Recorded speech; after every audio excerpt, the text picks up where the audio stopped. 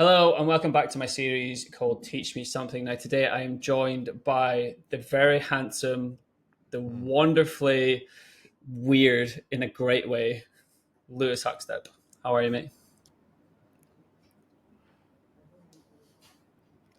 He cut out for Did a that little just bit. cut out there? Yeah, I heard the handsome, and I was like perfect, and then it cut out. But I'll take the handsome, and whatever came off the So, back end of it, yeah, I'm sure it was I'm I, sure it was juicy. I said, thank you very much, the wonderfully weird but in a great way, Mr. Lewis Huckstep. Oh, perfect, man! Even just a chef's kiss on top of the Yeah. handsome. Thank you, brother. All right, thank you so much for joining me today. I know you've got a wealth of knowledge, but to anybody who doesn't know, in its simplest form, what do you do for a living? I coach people. I help people find their true self, their who they are underneath all the masks and personas and traumas and beliefs and shit that isn't you. The Statue of David analogy works really Mm, well for that. To find your purpose, to heal your trauma, and to create a life that you love. amazing, mate. I mean, I've seen a lot of the work that you do, and it is incredible. What would you say? What actually made you jump into this side of the transformation in people? Because I know that you've been, you've owned gyms and been a personal trainer and gone through all that aspect. So, what made the jump for you more Uh, attractive? the sh- the short version is like your purpose, your values, your destiny, whatever lights you up the most is always whispering to you. It's those tears of inspiration. It's that enthusiasm. It's that excitement. It's like we saw each other in person on the weekend, and I was asking you questions, and you noticed like I'm what I love because I love finding people's purpose and connecting with people. Like when you started telling me about the venture you're going down, like there was excitement about what you were doing. Like you're genuinely enthusiastic about what you're doing. Yeah. So I followed the breadcrumbs essentially. That's the short answer. And then, but I also did the work of doing healing work, trauma work, purpose work, and leaning into it. So, like, I got gifted with the pain as purpose, wounds of wisdom. So the pain and the wounds from many years ago were the seeds that are now sprouting for me. That's where the drive, like the intrinsic drive and fuel comes from. Mm. But how I got here, I followed the breadcrumbs. I did a lot of inner work. I continue to do so. And I just got to a point where it was just like these gyms, I had three of them. I'm just like, this is not for me. This is not my purpose. This got me started. This served me, but this is not my vision. This is not how I want to impact and change the world. And yeah, it obviously takes a bit of time to sell a gym and sell three gyms and transition out. So that took about 2 years to make the full transition out. But Hmm. yeah, that's the short version of it. Amazing. What did you learn from having those three gyms? Because obviously, like, I've been a personal trainer for over a decade, and one of my biggest goals was to own a gym. So, what would you say, like, was the hardest part? We'll start with the hardest part, and then the best part about owning gyms. Look, I don't know if it's specifically to gyms that my answer that just came up, but the hardest part is just recognizing and realizing how hard it is at the start of business. It's because it's like you've got no resources, no skills. It's like you're versing everyone. It's open market. It's kind of like you're in the open age group for everyone. It's like you're a beginner and you're versing the best of the best. It's and the business doesn't give a shit how you feel or whether you're making money or not. So just like the level of work that you need to do to get the plane off the ground, if you've heard that analogy, a plane Yeah. supposedly uses 80 or 90% of its fuel just taken off and then it just glides to the end or whatever. I don't know if that's true, but I've heard it. Yeah. Um, I don't know if half the quotes I say. I just hear from Yeah. other people, right? It's like But constantly paraphrasing. yeah, just paraphrasing that. Anyways, it's like Chinese whispers, but just recognize how much work is required, especially at the start. But then obviously you get skills, you build an audience, you learn, you get resources, and then it's like you just get more bang for your buck. So it's just like the difference between high leverage and low leverage actions. So I don't feel like I'm hustle. Oh, time wise, I don't work as much as I did back in the gym days. Like I was up at 4:30. I still wake up at 4:30, but I'd be working like this is my last call for tonight. Then I'm going to go downstairs and hang out with my wife. But I would then it's currently what 5:40 now p.m. Yeah. when we are, and I would normally work to 8:30 9 p.m. Go to bed, wake up at 4:30, repeat again. So I don't do that level of output anymore, or sorry, input, but I actually get more output now because I've got higher leverage skills that I get to use and more resources and all that good Mhm. stuff. Amazing. Let's talk about that leverage that you just spoke about. All right. So, how did you then go from gym business owner and then upskilling yourself to then have that leverage to then take you to the next level? From gym to coach. Yeah, Is that your question? yeah, yeah. Look, I was actually I was like scared as fuck to do it, to be real with you, because I was in gyms and I was in a franchise, and the franchise actually crashed and burned, and that's a story for later. But I was in a franchise where they tell you the systems and processes, even though I ended up building half of them. But again, story for later.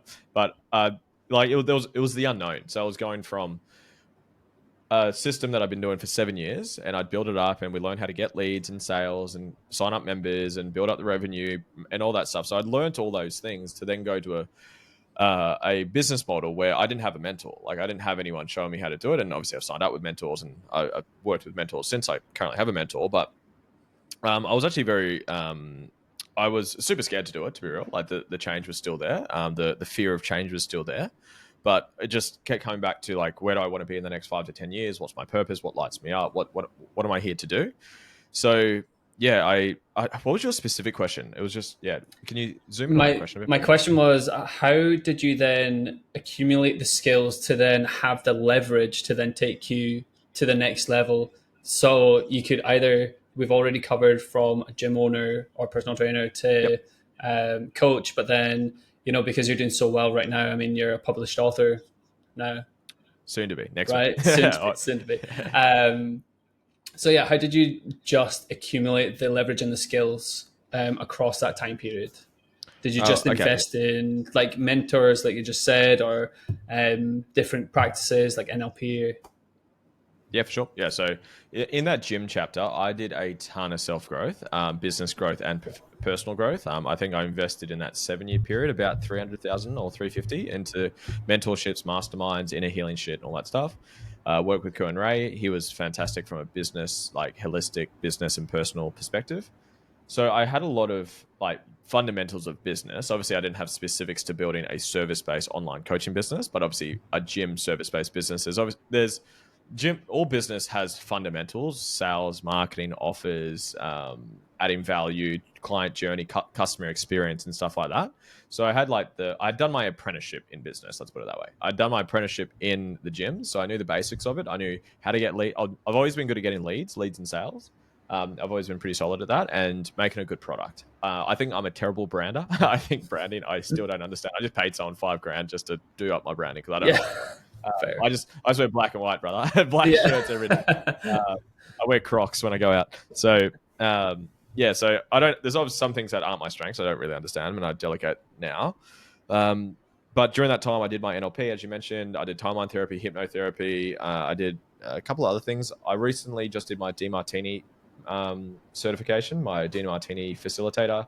I did my breathwork facilitation the other month. I did my holographic method with Cody, who's my current mentor. I did that the other month.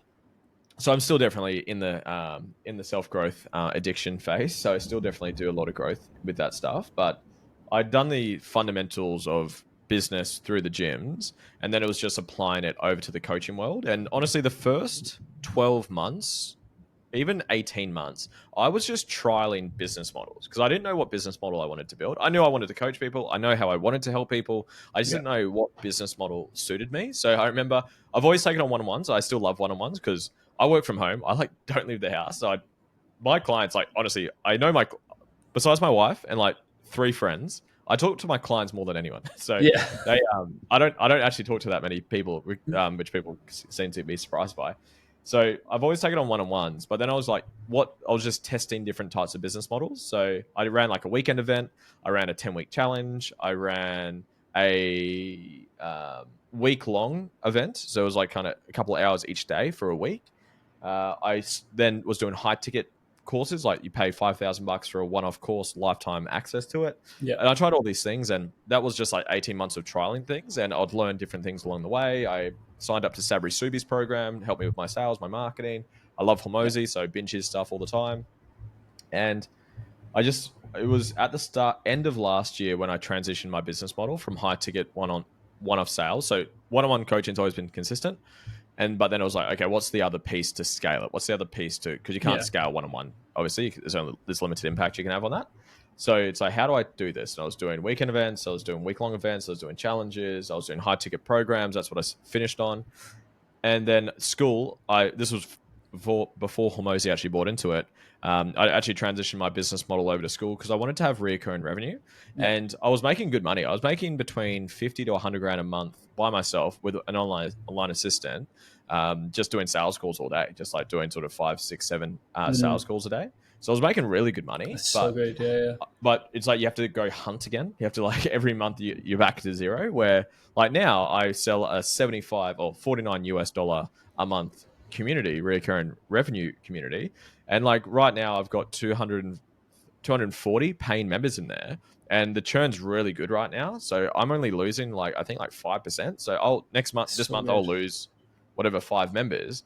But so I've sold another 240, 235 members for next month, and it's just knowing that revenue's coming in, so I don't have to do any sales calls anymore Yeah. is really really nice, whilst still doing the one-on-ones that come through. Yeah, yeah. But that took me 18 months of just tasting. It's like I just like done all these gyms where it's they tell you what to do, here's the systems, here's the processes to okay, I'm going to coach people, where the fuck do I start? And I just like literally just tried all these things, and I was like, I really love what I'm finished on. The book obviously has come into it, so the book has been a project that's been my main project this year. But Mm. yeah, and just honestly, just trialing things, just like seeing what other people are doing, Yeah. funnel hacking people, and just giving it a shot, see if I like it. Yeah, that's the thing. I mean, always try before you buy, right? So I completely resonate. Like I've spent so much, well, so long when I was a coach trying to figure out which modality actually worked for me, and it was just the one-to-one PTs. And as you were saying, you were up at like 4:30 and then not getting finished until 8:30 p.m. Bro, I resonate. It's rough.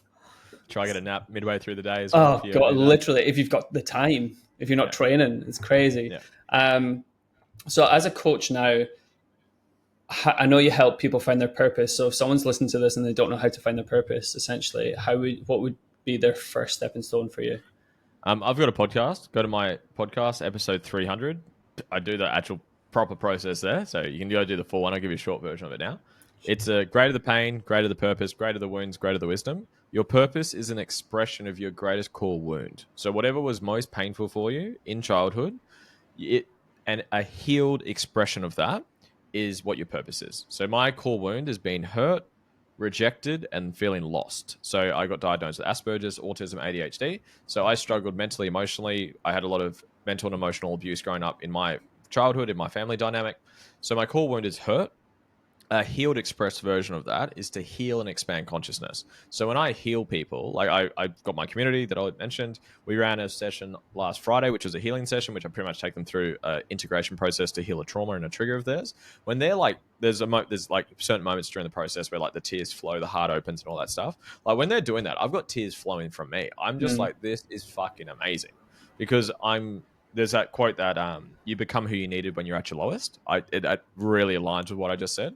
So whatever your core wound was, when you can recognize it, there's a set of questions you go through. You go and find how old were you when you experienced it?